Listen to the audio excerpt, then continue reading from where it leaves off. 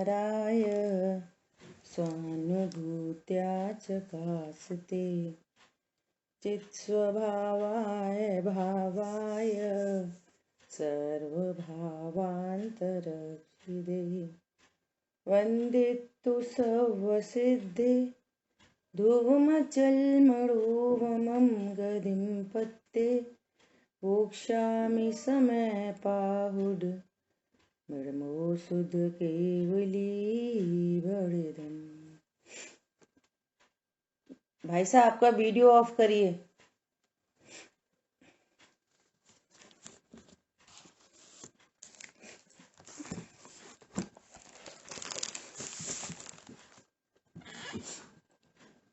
चलिए, पुण्य पाप अधिकार और इसकी आखिरी गाथाओं के बाद अब आखिरी श्लोक चल रहे हैं।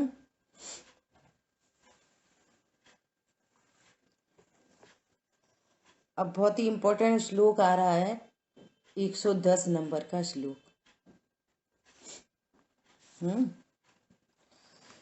देखो, स्थानिका पढ़ते हैं पहले 109 श्लोक के बाद में। कल इतनी बात आ गई थी कि जब सब कर्म ही निषिद्ध हैं तो शुभ कर्म और अशुभ कर्म का अभेद क्या? जब सब कर्म ही निषिद्ध हो गए, है ना, कि पाप बुरा है पुण्य अच्छा, ये बात ही खत्म हो गई जब सारे ही कर्म निषिद्ध हैं तो, है ना। ये बहुत इंपॉर्टेंट बात आई थी। तो वो कह रहे हैं निष्कर्म अवस्था के साथ जिसका उत्कट रस प्रतिबद्ध है ऐसा ज्ञान। कौन सा ज्ञान? मैं निष्कर्म भगवान आत्मा हूं, ऐसे ज्ञान श्रद्धा चारित्र पूर्वक जो आनंद होता है, ये है वास्तव में ज्ञान। समझ आई बात? मैं निष्कर्म ज्ञायक हूं, मैं अकर्ता ज्ञायक हूं। अब जब मैं अकर्ता हूं तो शुभ करूं कि अशुभ करूं, पाप बुरा है कि पुण्य अच्छा है, कह रहे बात ही खत्म हो गई ना। ये बात चल रही है ना। तो कह रहे हैं ऐसा ज्ञान, कितनी बड़ी बात कह दी, ऐसा ज्ञान केवल ज्ञान को लेके आता है। केवल ज्ञान अपने आप दौड़ा चला आता है, अर्थात सर्व शांति अपने आप दौड़ी चली आती है। यही सुखी होने का उपाय है, यही शांति का उपाय है। यहां पर ये बात चली है। अब देखो, अब आशंका उत्पन्न होती है कि जब तक अविरति सम्यक दृष्टि इत्यादि के कर्म का उदय रहता है तब तक ज्ञान मोक्ष का कारण कैसे हो सकता है? देखो, सारी चीजें कनेक्ट होती हैं। ऊपर के श्लोक में क्या कह रहे हैं? निष्कर्म अवस्था प्राप्त होने पर, बहुत ही इंपॉर्टेंट बात है, सब लोग बहुत ध्यान से सुनना, समझ में नहीं आया तो पूछना। ऊपर क्या बोल दी कि जब पुण्य पाप सब ही को निषिद्ध किया है तो फिर पाप बुरा पुण्य अच्छा ये वाली बात कहां से आई? बात समाप्त हो गई। अब स्वभाव के अवलंबन से निष्कर्म अवस्था जो प्राप्त होती है, जिसमें आनंद होता है, ऐसा ज्ञान। कौन सा ज्ञान? निष्कर्म अवस्था को प्राप्त ज्ञान। ऐसा ज्ञान केवल ज्ञान को लेके आता है, अनंत सुख को लेके आता है, अनंत वीर्य को लेके आता है। बोलो, अनंत वीर के धनी भगवान, भगवान अनंत भगवान, अनंत वीर के धनी, अनंत बल के धनी। किसे कहते हैं अनंत बल? बोलो, अनंत बल किसे कहते हैं? अनंत वीर होने पर, अनंत बल के धनी होने पर किसी का कुछ भला कर दें, बुरा कर दें, फेर कर दें, अदल कर दें, बदल कर दें, अनंत बल के धनी को ये भाव उत्पन्न नहीं होता। अनंत बल किसे कहते हैं? अप्रभावी रहकर जानना और जानते हुए अप्रभावी रहना, ये अनंत बल का कार्य है। बहुत इंपॉर्टेंट बात है। जाना और राग द्वेष, जाना और राग द्वेष, जाना और राग द्वेष। भैया तुम में क्या हुआ? वो ऐसा कर लेते, ये उन्होंने सही नहीं करा, तो फिर किन से पूछ के करा? तो किन ने बताया ये तो अच्छा है? वो बहुत समझदार है। बोलो, जाना और राग द्वेष। सर्वज्ञ परमात्मा हमारे कैसे हैं? अनंत बल के धनी। क्या है अनंत बल? मैं उनका ऐसा कर दूंगा, उन्हें सुधार दूंगा, उन्हें बिगाड़ दूंगा। जैन शासन में उसको अनंत नपुंसकता कहा है। अद्भुत बातें हैं, ये कभी सुनी नहीं होंगी। बोलो, अनंत बल के धनी और कुछ हेर फेर अदल बदल करने का भाव नहीं, इसका नाम अनंत पुरुषार्थ है। करके देखो एक बार, ऐसा बुद्धिपूर्वक करके देखो। आज जो कुछ भी जानूंगा अप्रभावी रह के जानूंगा। पता है, ये सब अभ्यास की और ये अपने आप को शोध की का कार्यक्रम है जैन शासन। देखो मुझे कैसा भाव उत्पन्न हो गया। ये व्यर्थ का भाव है कि काम का परिणाम है। भैया अपना विकल्प पर के लिए अकिंचित कर है। मेरे विकल्प से पर में कुछ नहीं होता, नहीं होता, नहीं होता, नहीं होता, और अपने लिए अनर्थकारी है। उस संबंधी बंद होता है और उस संबंधी संसार होता है। जिन 3 मुनिराज के बारे में बाकी 2 पांडव को, मुनिराज को विकल्प आया, तो उनका क्या फायदा नुकसान कर सके? वो कुछ नहीं, वे तो चले गए मोक्ष निर्विकल्प होके। निष्कर्म अवस्था, स्वभाव के आश्रय से निष्कर्म अवस्था को प्राप्त होकर और सिद्ध क्षेत्र चले गए। और एक विकल्प और सर्वार सिद्धि। कितने समय के लिए? 33 सागर, और डिमोशन हो गया। 6वें 7वें गुणस्थान का आनंद और 4थे गुणस्थान में रह गए।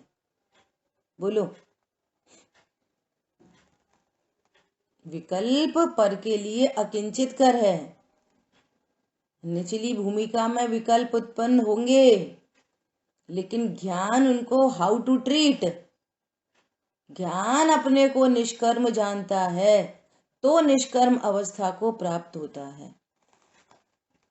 ये बहुत इंपॉर्टेंट बात है। ज्ञान अपने को अकर्ता ज्ञायक जानता है। अकर्ता ज्ञायक जानने का विश्वास होता है श्रद्धा में, और चारित्र की परिणति में कर्तृत्व की टेंशन मिट जाती है। टेंशन मिट जाती है चारित्र की परिणति में। देखो, वो चारित्र की परिणति एक है, निश्चिंता रूप, आनंद रूप, निर्भयता रूप। चारित्र की परिणति कैसी है? निर्भयता रूप, निश्चिंता रूप है चारित्र की परिणति। अब उसको जिस एंगल से बात चलेगी उस एंगल से नाम दे देंगे। चारित्र की परिणति तो एक ही है, उसी चारित्र की परिणति को क्या बोलेंगे? क्षमा। क्रोध के अभाव रूप क्षमा कहेंगे। मान के अभाव रूप मार्दव कहते हैं। समझ में आ रही है बात? अब ब्रह्म के अभाव रूप ब्रह्मचर्य कहते हैं। एक ही चारित्र की परिणति है, उसके इतने नाम है। तो यहाँ क्या बात चल रही है? निष्कर्म अवस्था। क्या है वो निष्कर्म अवस्था? ज्ञान ने जाना मैं अकर्ता हूं, शुभ अशुभ भाव का करता नहीं, शुभ अशुभ भाव दोनों कर्म है, और स्वभाव के आश्रय से धर्म प्रकट होता है, वीतरागता धर्म है। तो ज्ञान में निष्कर्म, मैं अकर्ता, श्रद्धा में अकर्ता, और चारित्र की परिणति में सर्व कर्म करने के विकल्प की टेंशन मिटी, और अपने अकर्ता पने का आनंद हो गया। ओ वो निर्भर हो गया, मुझे कुछ करना ही नहीं। चारित्र की परिणति में दो तरह से बात की जाएगी ना, अस्थि से और नास्ति से। अस्थि से क्या हुआ कि क्षमा हुई, नास्ति से क्या हुआ? क्रोध मिटा। आपने लाइट ऑन की तो दो काम हुए ना, अंधेरा गया और प्रकाश हुआ। एट ए टाइम, एक ही समय में दो काम हुए। क्या दो काम हुए? लाइट ऑन करने पर दो काम दिख रहे नहीं दिख रहे? अंधेरा गया और प्रकाश हुआ। इसी प्रकार चारित्र की परिणति में दुख दूर हुआ और सुख हुआ।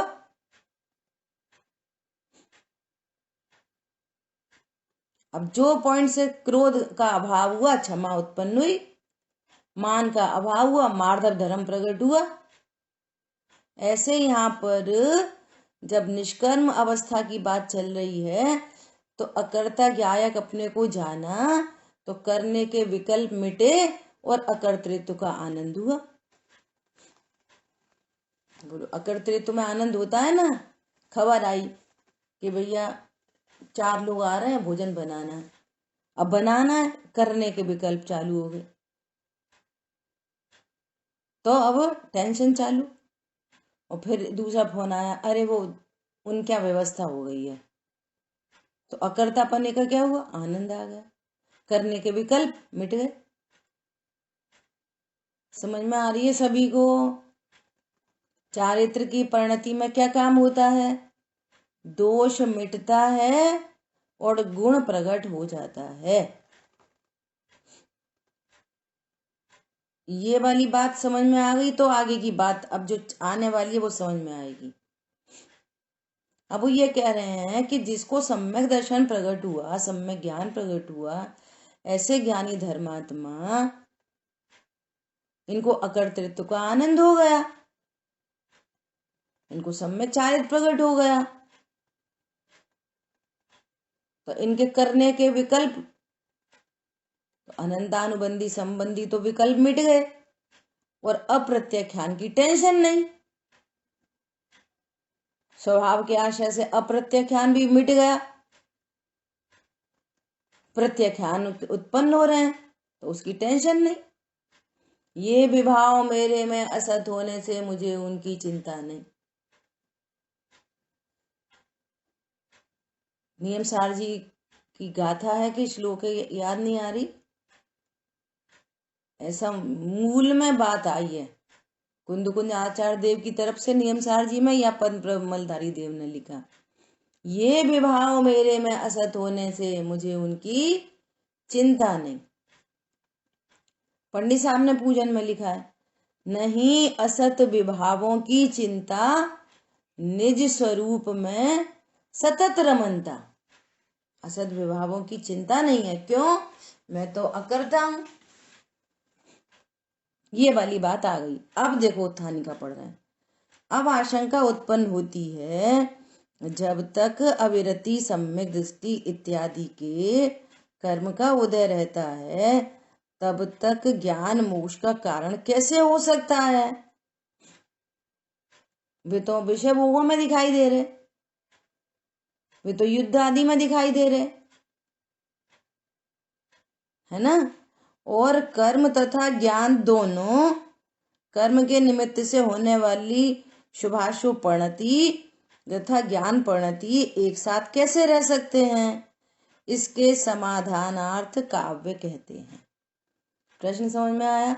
आप तो कहते हो कि अकर्ता क्या आया क्या, और ये तो खा रहे पी रहे उठ रहे बैठ रहे घूम रहे, नीलांजना का नृत्य देख रहे, या तो युद्ध भी हो रहे, शादी ब्याह भी कर रहे, और आप कह रहे हो ये अकर्ता क्या आया क्या। सम्यक दृष्टि मतलब जिसने अपने को त्रिकाली ध्रुव भगवान आत्मा अविनाशी अकर्ता जाना है, तो इनके तो अशुभ भाव भी हो रहे, शुभ भाव भी हो रहे, ये तो पूजा पाठ भी करते, दया दान भी करते। ऐसा प्रश्न उठाया, और सबका प्रश्न है। अब इसके समाधान हो रहा है इस बात का। देखो क्या कह रहे हैं, यावत्त्वाकमुपैति कर्म विरतिर् ज्ञानस्य सम्यग्नसा कर्म ज्ञानसमुच्चयोऽपि विहितस्तावन्निकाचिच्छति किन्त्वत्रापि समुल्लसत्यवशतो यत् कर्म बन्ध्यात् न मोक्षाय स्थितिमेकमेव परमं ज्ञानं विमोक्तं स्वतः। तो कितनी गजब की बात कह रहे हैं। जब तक ज्ञान की कर्म विरति भली भांति परिपूर्णता को प्राप्त नहीं होती, तब तक कर्म और ज्ञान का एकत्रितपना शास्त्र में कहा है, और उसके एकत्रित रहने में कोई भी क्षति या विरोध नहीं है। क्या बोल रहे हैं, जब तक सर्व कर्म का अभाव नहीं हो जाता, तब तक ज्ञान का और कर्म का साथ रहने में कोई विरोध नहीं है। समझ आई बात। बहुत सारे दृष्टांत दिए जा सकते हैं। मिट्टी में, ओहो ये तो स्वर्ण पाषाण है, ये कोई साधारण मिट्टी नहीं है, ये तो स्वर्ण पाषाण है, और देखा और प्रोसेसिंग चालू। अब प्रोसेसिंग की तो ये पहला ताव दिया, दूसरा ताव दिया, तो वो कह रहा कि भैया ये चमक तो है नहीं रहा, कि नहीं चमक रहा, चमकेगा अभी। अब जितनी प्रोसेसिंग हुई है, जितनी अशुद्धि दूर हुई है, और जितनी शुद्धता है, जब तक पूर्ण शुद्धता प्रकट नहीं होगी तो 24 कैरेट का दिखेगा एकदम चमचमाता हुआ।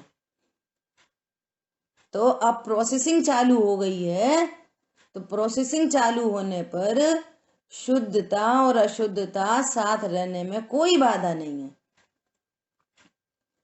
जितनी अशुद्धि दूर हुई है उतनी शुद्धता एकदम शुद्ध सुरक्षित है, और जितनी शेष अशुद्धता है वो अशुद्धता स्वभाव के आश्रय से मिट्टी चली जाएगी, प्रोसेसिंग बढ़ती जाएगी और वो अशेष अशुद्धता दूर होती चली जाएगी।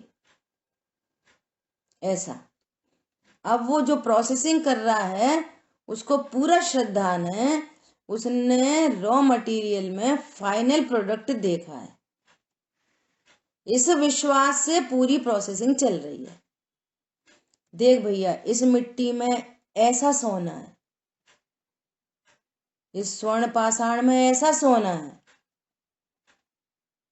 अब वो पूर्ण निष्कर्म अवस्था जब तक प्रकट नहीं हो तब तक प्रोसेसिंग चलती है, तो थोड़ी शुद्धि और थोड़ी अशुद्धि, सो एक साथ रहने में कोई प्रॉब्लम नहीं है।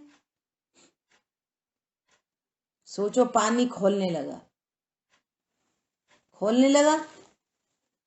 अब गैस बंद कर दी, अब वो प्राकृतिक रूप से ठंडा होना चालू हो गया। अब थर्मामीटर डाला उसमें, 80 डिग्री पानी है, तो 20 डिग्री की ठंडक शीतलता जो स्वभाव के आश्रय से प्रकट हुई है और 80 डिग्री की गर्माहट एक साथ रहने में कोई प्रॉब्लम नहीं है। 20 डिग्री पानी के ठंडे अंश एकदम शुद्ध सुरक्षित और 80 डिग्री के पानी के गर्म अंश स्वभाव के आशय से वो धीरे धीरे मिटती चली जाएगी। ऐसा ही बिल्कुल यहाँ पर है कि मैं निष्कर्म हूं ऐसा जाना, तो जानते से क्या हुआ? ऐसा ज्ञान हुआ, श्रद्धान हुआ, और ज्ञान श्रद्धान पूर्वक क्या हुआ? निश्चिंता हो गई, निर्भयता हो गई, अनंत अनुबंधी संबंधी विकल्पों का अभाव हो गया। तो चारित्र की परिणति में दो काम हुए, अनंतानुबंधी विकल्प का अभाव हुआ। मैं करता हूँ, इसका कर सकता हूँ, उसका कर सकता हूँ, इसको बिगाड़ सकता हूँ, इसको मेरे आने से काम सुधर गया, उनके आने से बिगड़ गया, वगैरह वगैरह लगा लो।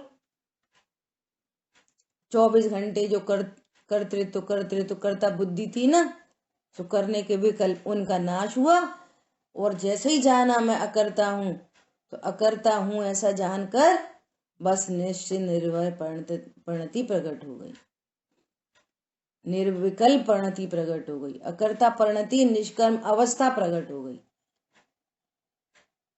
अब अप्रत्यक्षान प्रत्यक्षान संजुलन संबंधी उदय है। अभी कर्म की तरफ से बोलो उदय है, और अपनी उपादान की तरफ से बोलो कि अभी 3 कषाय की योग्यता है। पंडित साहब ने लिखा है, खटकती है राग आदि परिणति विकारी, विश्वास है शीघ्र ये भी मिटेगी, स्वभाव के सन्मुख कैसे टिकेगी? जिस स्वभाव के आश्रय से आंशिक शुद्धि प्रगटी है, उसी स्वभाव के आश्रय से पूर्ण शुद्धि प्रकट होगी। स्वभाव का आश्रय बढ़ता जाएगा और वो विकल्प मिटते चले जाएंगे। एक बार में पूरे विकल्प नहीं मिटते एक साथ, टाइम टेकिंग प्रोसेस है। तो ये उसको श्रद्धान हो गया। समझ में आ गई बात? अब यहाँ पे क्या कह रहे हैं?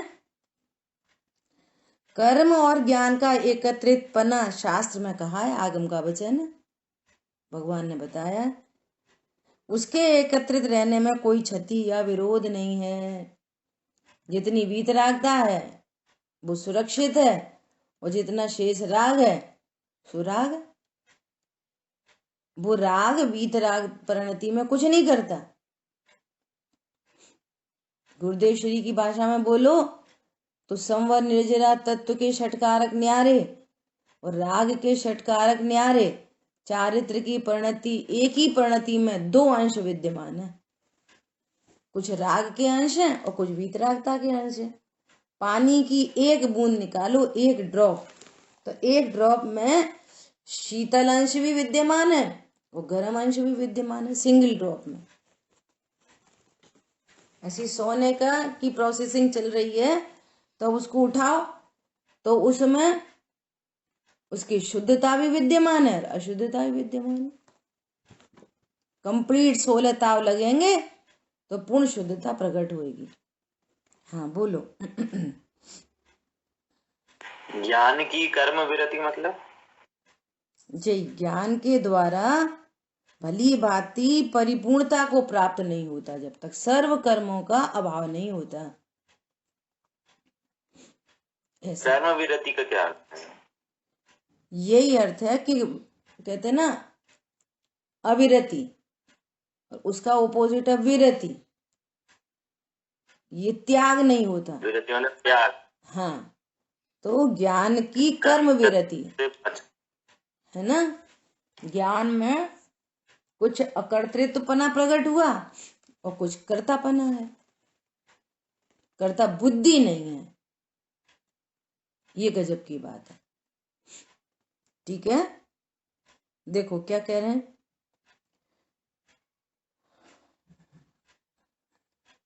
अब बहुत इंपॉर्टेंट बात आ रही है, बहुत इंपॉर्टेंट, सुनो ध्यान से।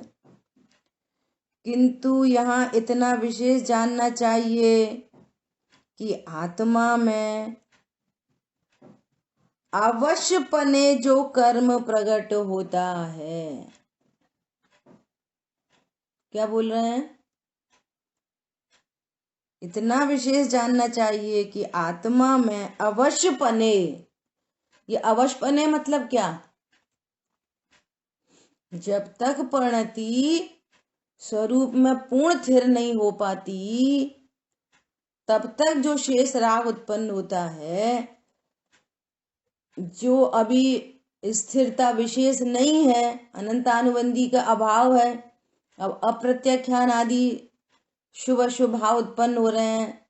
सुनना ध्यान से, वे अपने समय के भगवान है, वो अवश्यपना है। जिन परिणामों को उत्पन्न होना है उन्हें होना ही है, उसमें कोई की नहीं चलती। समझ में आ रही है बात? अवश्यपन है, ये उपादान की तरफ से बात हुई। स्यादवाद है ना, कर्म की तरफ से बात करेंगे तो जितना अभी कर्म का उदय है तो अवश्यपने वे भाव होते हैं। कर्म सापेक्ष बात है। और उपादान सापेक्ष कि परिणति चूंकि स्वभाव में पूर्ण स्थिर नहीं हुई है, तो अब जितना शेष राग है तो वो अवश्यपने है। कल बात आई थी ना, राग का राग नहीं है, ऐसा करना चाहिए, ऐसा नहीं करना चाहिए, ऐसा करना चाहिए। अब चाहिए चाहिए खत्म हो गई। अब तो मैं अकर्ता ज्ञायक हूं और वे परिणाम उत्पन्न हो रहे हैं, शुभ अशुभ भाव, और वे ज्ञान का विषय बन रहे हैं, बस मैं उनका सहज ज्ञाता हूं। ये मालूम है, जो अभी अपन सब स्वाध्याय कर रहे हैं ना, तो अपन सीख रहे हैं ना कि राग 4 प्रकार का होता है। अनंतानुबंधी मिटता है, फिर अप्रत्याख्यान मिटता है, प्रत्याख्यान मिटता है, फिर संजुलन मिटता है, फिर सर्व कषाय का अभाव होता है, और फिर वीतराग दशा प्रकट होती है। अपन ने सोने के दृष्टांत से देखा, पानी के दृष्टांत से देखा, वो पानी फिर और ठंडा होता है, अब 60 डिग्री हो गया, अब 40 डिग्री हो गया, और ठंडा होता है। ऐसा नहीं गैस से उतारा तुरंत ठंडा हुआ, ऐसा नहीं होता। समझ में आ रही है? वो टाइम टेकिंग प्रोसेस है। और ज्ञान और श्रद्धान वन टाइम होता है। समझ में आ रही है? ऐसा तो ये अवश्यपने का भाव है कि जो कुछ जानने में आ रहे हैं शुभ अशुभ भाव, उनका सहज ज्ञाता हो गया, हमारी नहीं चलती उनमें। ये वस्तु का वास्तविक स्वरूप है ये। और उपदेश ऐसे ही आएंगे कि भैया पाप मत करो, पुण्य मत करो, ऐसा नहीं करो, वैसा नहीं करो। उपदेश इसी प्रकार से आएंगे। बोलो कैसी कैसी घटनाएं हैं, कैसी कैसी घटनाएं अभी अपन प्रथमान योग देखें, पढ़े, सुने तो। बोलो छायक सम्यक दृष्टि भरत चक्रवर्ती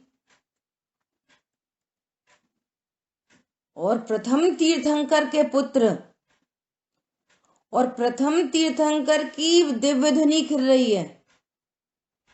और उस काल के प्रथम तीर्थंकर थे, पहले कोई दिव्य ध्वनि भी नहीं देखी होगी। पॉइंट समझ में आ रहा है? और दिव्य ध्वनि को छोड़कर और 6 खंड जीतने जाना पड़ा। ये इसको कहते हैं अवश्यपना। वे कह रहे हैं अभागा भरत, निमित्त भी वैसे ही बनेंगे। और माता क्या कह रही हैं? तिलक कर रही हैं, नहीं तुम्हारे को ऐसा कर्तव्य है तुम्हारा, जाओ 6 खंड को जीत के आओ। ये कहते हैं अवश्यपना। अब देवधनी तो चल रही है, चलन दो, चलो अपन तो ना थोड़ा जीत के आए, और अपन भी तो कोई हैं, ठीक है आके सुन लेंगे। ऐसा नहीं, ये अवश्यपना। उत्पन्न होता हुआ अशुभ परिणाम, उत्पन्न होता हुआ शुभ परिणाम। लेकिन ये मालूम है कि मेरा हित किससे होने वाला है? 6 खंड जीतने से मेरा कोई हित नहीं होगा, और फिर भी जीतने का भाव है। और फिर वहां पर जाते तो एक खून की बूंद नहीं गिरी 6 खंड जीतने में। सब लोग सहज ही अपनी अधीनता, उनकी अधीनता स्वीकार करते थे। 96,000 कैसे हो गई? प्रभु हमारी पुत्रियों से विवाह करो। ऐसे 96,000 हो गए। बोलो। और हर दिन जो उनकी सामायिक है, सामायिक के लिए सब सेना तैयार है, और वे भरत जी सामायिक करने बैठे हैं। अब हम क्या करें? हमें तो जाना पड़ रहा है, अब तो यही काम करना पड़ रहा है। अपना हित किस में है? अब ये भाव तो उत्पन्न हो रहा है, कमाने धमाने, खाने पीने, बच्चों को देखने, उनको पढ़ाने लिखाने, लेकिन अब उनमें क्या बरत रही है? हेयता बरत रही है। ऐसे नहीं। अब देखो, कल पंडित साहब का प्रवचन सुन रहे, बोल रहे कि ये इतनी होशियारी की बातें करता है कि देखो पंडित साहब आप तो अकेले हो, आपको किन की चिंता, और हमसे पूछो हम कैसे करें? पीछे पत्नी लगी, बच्चे लगे, घर के काम, बाजार के काम, ऑफिस के काम, दुकान के काम, अब बताओ भी को करे? अच्छा, जो अकेला है सो क्या कह रहा है? देखो हम तो अकेले हैं, तो सब रे अपने कपड़ा धो, खाना बनाओ, जो सब काम है खुद करने पड़ रहे। तुम्हारी क्या है? तुम्हारी तो पत्नी है। ये कानों से सुनिए दोनों तरह की बातें। तुम्हें क्या है? तुम्हें तो जैन साहब कर देंगे, तुम्हारे तो बच्चे हैं, तुम्हें क्या है? कुल मिला के उसको भले काम नहीं करने। पर समझ में आया? वह करने का तो कुछ काम ही नहीं, तुम तो स्वरूप समझ लो। कोई ईमानदारी से सिर्फ 20 मिनट भी अपने को पर डे देगा ना, तो ये काम हो जाएगा। ईमानदारी से चाहिए एकदम।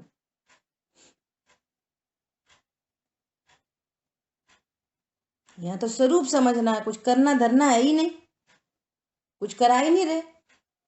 ये फिलॉसफी को समझो, क्या फिलॉसफी है, मेरा स्वरूप कैसा है, बस इतना सा काम है। अभी देखो उन्हीं भरत चक्रवर्ती के 100 पुत्र कितना पुण्य करके आए भरत चक्रवर्ती के पुत्र होने के लिए। 2 इंद्री 3 इंद्री जीव कितनी पूजा पाठ स्वाध्याय दया दान करेगा। एक पॉइंट। दूसरा पॉइंट, वे तो बोले ही नहीं जीवन भर। बोलो। और जब बोले तो सीधे क्या बोले? तीर्थंकर भगवान के समक्षण में जाके, हे प्रभु हमें जिन दीक्षा दीजिए। बोलो। किसको कौन से कैसे क्या भाव होने हैं वो सब फिक्स है। जितनी कषाय स्वभाव का जिसको आश्रय है, जितनी कषाय मिटेगी उसको कह रहे हैं ज्ञान धारा, और शेष राग है उसको कर्म धारा।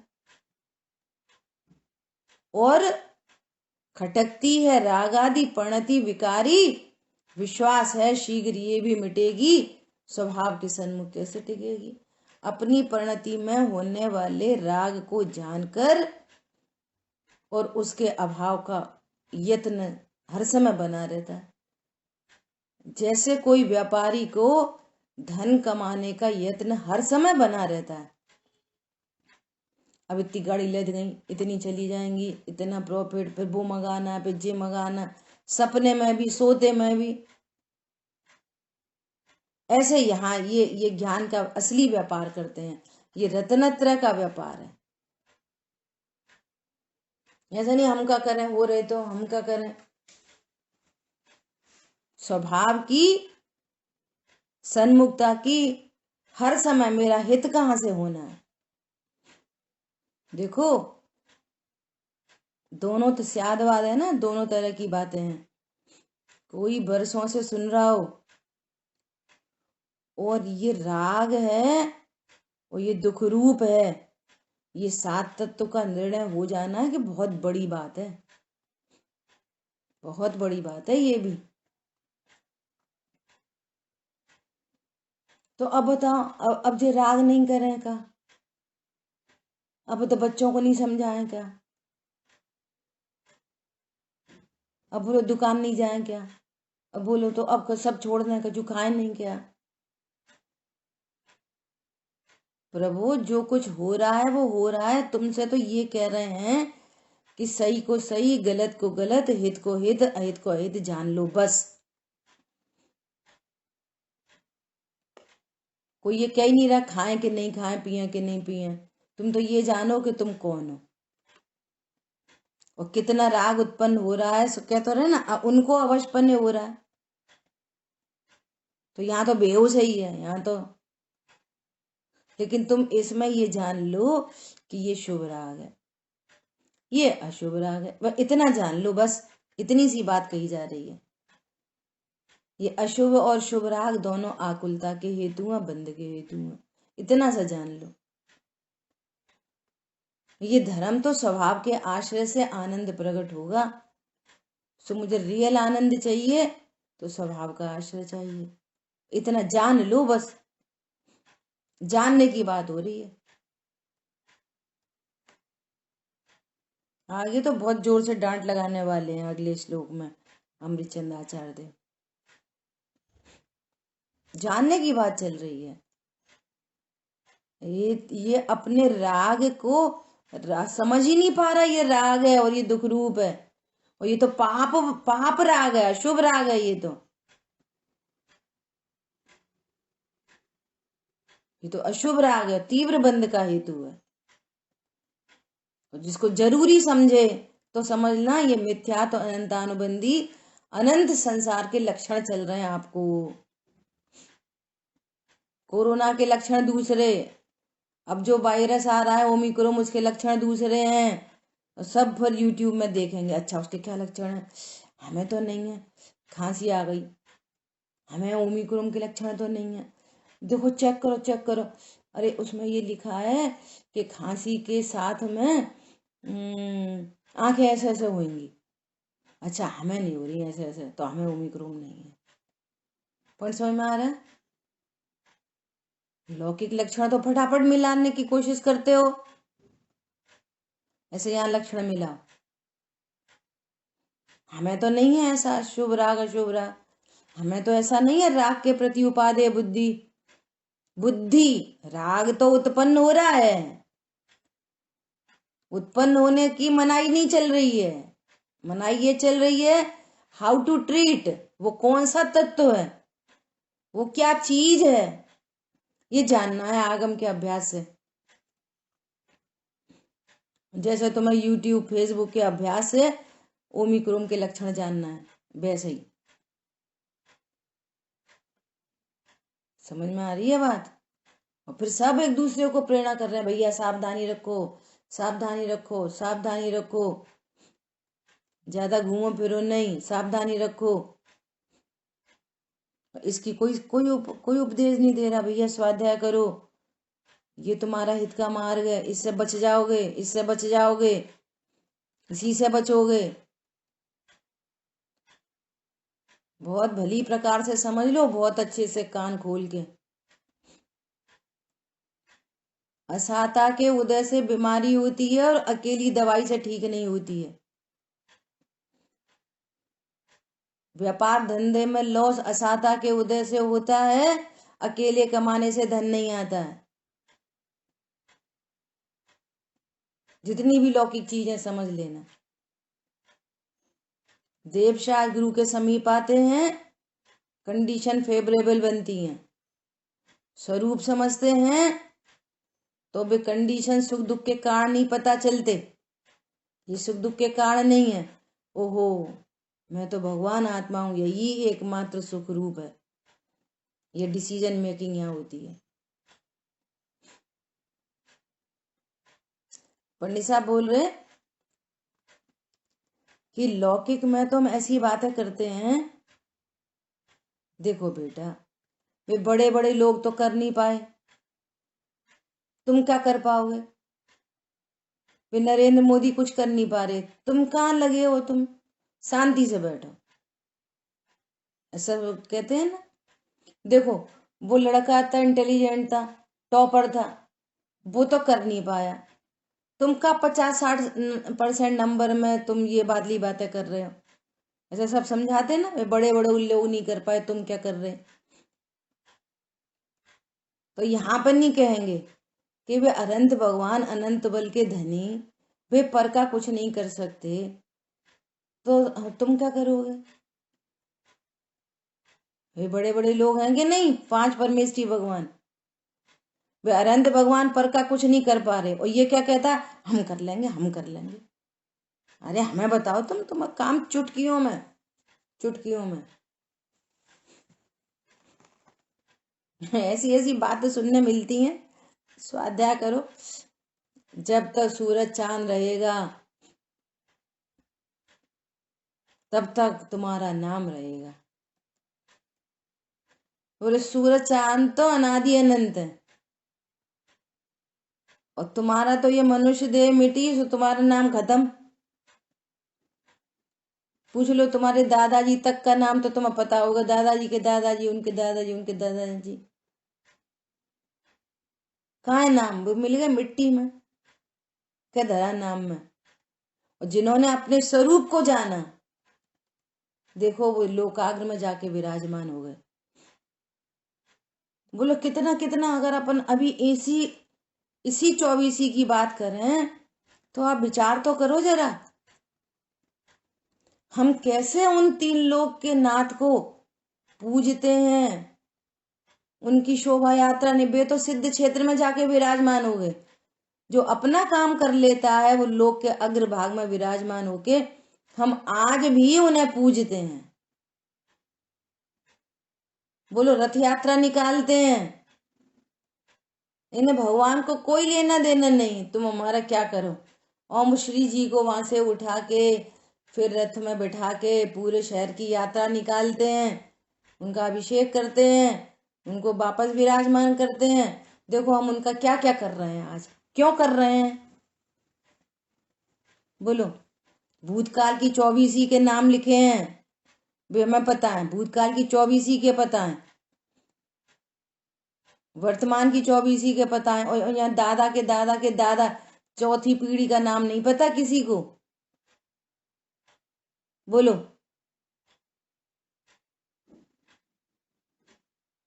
अभी अपन को अंबानी अंबानी पता चल रहे, अंबानी से पहले कौन था भारत का सबसे बड़ा करोड़पति? तो उससे पहले कौन था? किन के नाम याद हैं? कोई के नहीं। किसी भी क्षेत्र में देख लो, अद्भुत बातें हैं ये। क्या बोल रहे हैं कि अवशपने जो कर्म प्रकट होता है वह तो बंध का कारण है। स्वीकार कर रहे हैं कि वो बंध का, जितना शुभाशुभ राग है वो बंध का कारण है। ये कितना बंद होएगा उससे? समुद्र में बूंद। समुद्र में बूंद क्यों कह रहे हैं? कि वो अनंत संसार का हेतु नहीं बनेगा, बूंद के बराबर है। एक इंद्री जीव अनंत अनंत काल तक रुलते रहते हैं उसी एक इंद्री पने में। 2 इंद्री, 3 इंद्री, 4 इंद्री, 5 इंद्री, असंगी, इन गतियों में वो जाता ही नहीं है, जाता ही नहीं है। त्रियंच नहीं बनता, स्त्री जाति में नहीं जाता, पराधीनता को प्राप्त होते ही नहीं है। 2 ही गति बचती है, मनुष्य देव, मनुष्य देव। 2 4 10 भव में काम खत्म। तो इतना बड़ा काम है। आपको अनंत काल के लिए सुखी होना है, ना कुछ कमाने की चिंता, ना दमाने की चिंता, ना डॉक्टर, न दवाई, न पत्नी, न बच्चे, न मकान, न समाज, बोलो न देश, न प्रदेश, कुछ नहीं, बस अपना आनंद। तो क्या कह रहे हैं? और जो एक परम ज्ञान है वह एक ही मोक्ष का कारण है। जो परम ज्ञान मैं करता हूं, इस ज्ञान पूर्वक जितनी कषाय मिटी है उतनी शांति धारा चल रही है और शेष कर्म धारा चल रही है। सो कर्म धारा में शुभ अशुभ भाव भी हैं, अणुव्रत भी हैं, महाव्रत भी हैं। जिस जिस गुण स्थान में जो भाव होने वे सब टोटल बंध के कारण है। कर्म धारा बंध का कारण है और ज्ञान धारा किसको कह रहे हैं? जिस ज्ञान के साथ में वीतरागता है वो, उसको कह रहे हैं ज्ञान धारा। उससे निर्बंधता चल रही है, मोक्ष मार्ग प्रशस्त है। 96,000 रानी एक साइड में, मोक्ष मार्ग प्रशस्त चल रहा है। अणुव्रत महाव्रत एक साइड में और मोक्ष मार्ग प्रशस्त है। किससे? ज्ञान से। ज्ञान अपने को अकर्ता ज्ञायक जानता है, ज्ञान अपने को परिपूर्ण जानता है। जैसे वे केवली परमात्मा अनंत बल के धारी, अनंत वीर, अनंत पुरुषार्थ इस बात में है कि जाना और अप्रभावी। अप्रभावी अब चेक करो, जाना उनने से क्यों, ओ अरे ये तो राग है, ये तो कषाय है, एकदम सेंसलेस है। अच्छा, आप यहाँ घर में बैठे बैठे कोई दूसरे की बातें कर रहे तो यूं ही है ऐसा करते हुए। अच्छा उसको क्या फर्क पड़ रहा है तुम्हारी बातों से? बोलो। यहाँ पर तुम्हारे को कर्म बंधन चल रहा है फालतू का, और इसी समय को यदि हम स्वाध्याय में लगाए, तत्व निर्णय में लगाए, ओ आज क्या बढ़िया बात आई थी, आज स्वाध्याय में क्या बात आई थी, कैसे हमारे अनंत भगवान लोकालोक के ज्ञाता और अप्रभावी, कोई राग द्वेष उत्पन्न नहीं होता। अद्भुत है हमारी ये तो हमारी भक्ति चल रही है, पूजा चल रही है, चल रही है, पूजा चल रही है। ग्रहित मिथ्या तो नहीं बंधेगा, ऐसी बात है गजब की। देखो कोई आया मंदिर में और उसने देखा और ये तो बड़ी सुंदर प्रतिमा है, बहुत भारी होएगी, पूजा कर रहा है। मौका लगे तो अगर इसको उठा ले जाऊं तो सब दरिद्रता दूर हो जाए। पूजा चल रही है, चोरी चल रही है, उठा पाए नहीं उठा पाए, चोरी चल रही है। ऐसे ही यहाँ भोजन बन रहा है, परिणाम में ये चल रहा है। कैसे है हमारे, सचमुच में हमारे भगवान कैसे हैं? रोटी बन रही है, पूजा चल रही है, पूजा चल रही है। अद्भुत बात है।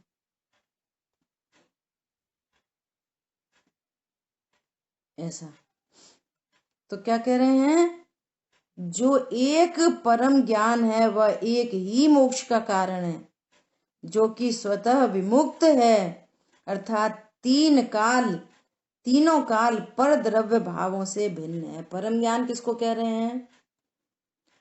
जो त्रिकालवर्ती भावों से अभी अपने को भिन्न जानता है, वो ज्ञान परम ज्ञान है। देखो सुनना बहुत ध्यान से, इंपॉर्टेंट बात है। जिस जीव ने आज निर्णय किया कि मैं शुभ अशुभ भावों से भिन्न हूं, ऐसा निर्णय कर लिया, तो भूतकाल में शुभ अशुभ भाव किए थे? बोलो, निर्णय हुआ आज, क्या निर्णय हुआ? मैं तो सर्व शुभ अशुभ भावों का अकर्ता हूं। मुन्ना भैया बोलो, एक निर्णय हुआ कि मैं शुभ अशुभ भावों का अकर्ता हूं। आज अपन ने भली प्रकार से जान लिया, मैं शुभ अशुभ भावों का अकर्ता हूं। तो भूतकाल में शुभ अशुभ भाव किए थे कि नहीं किए थे? बोलो बोलो, कौन बोलेगा? भूतकाल में शुभ अशुभ भाव किए थे कि नहीं किए थे? आज निर्णय हुआ है, अरे मैं तो भ्रम से कर्ता जान रहा था, मैं तो अकर्ता तत्व हूं। वो जैसे अपने को अकर्ता जाना, तो भूतकाल में कर्ता था नहीं था, भविष्य में शुभ अशुभ भाव होंगे जितने होने योग्य हैं, लेकिन मैंने तो आज अपने को अकर्ता जान लिया, तो त्रिकालवर्ती अकर्तापना प्रकट हो गया। समझ में आ रही है इंपॉर्टेंट बात? इसको कह रहे हैं परम ज्ञान, इसको कह रहे हैं परम ज्ञान। तो पौधे नहीं दिखाओ, अपनी बात बताओ। क्या बात समझ में आई? जिस ज्ञान ने ये निर्णय किया मैं अकर्ता हूं, तो वो त्रिकालवर्ती अकर्ता हो गया। त्रिकालवर्ती भ्रम मिट गया कि मैंने भूतकाल में कोई पाप किया था, भ्रम मिट गया कि मैंने भूतकाल में कोई पुण्य किया था। ओहो, मैं भ्रम से ऐसा जान रहा था कि मैंने पुण्य पाप किया, मैं तो ज्ञाता तत्व हूं। वर्तमान में ज्ञातापने का निर्णय हुआ, भूतकाल में अकर्ता और भविष्य का भी अकर्ता। अब अवश्यपने जो भाव उत्पन्न होंगे सो होंगे, मैं तो अकर्ता हूं, और वे परिणाम स्वभाव के आश्रय से मिटते चले जाएंगे। समझ आ गई बात? जो एक परम ज्ञान है वही मोक्ष का कारण है, और जो स्वतः विमुक्त है अर्थात तीनों काल पर द्रव्य भावों से भिन्न है, वो अपने को त्रिकालवर्ती भावों से अपने को भिन्न जान रहा है। अभी समझ आ गई बात? इस तरह से अपनी आज की चर्चा हुई, भावार्थ को कल पढ़ेंगे। जिन वाणी के ज्ञान से सूझे लोकालो, सो वाणी मस्तक नमो सदा दे तुम दो। बोलिए द्वाशांगमयी जिनवाणी माता की जय हो। जय जिनेन्द्र सभी को।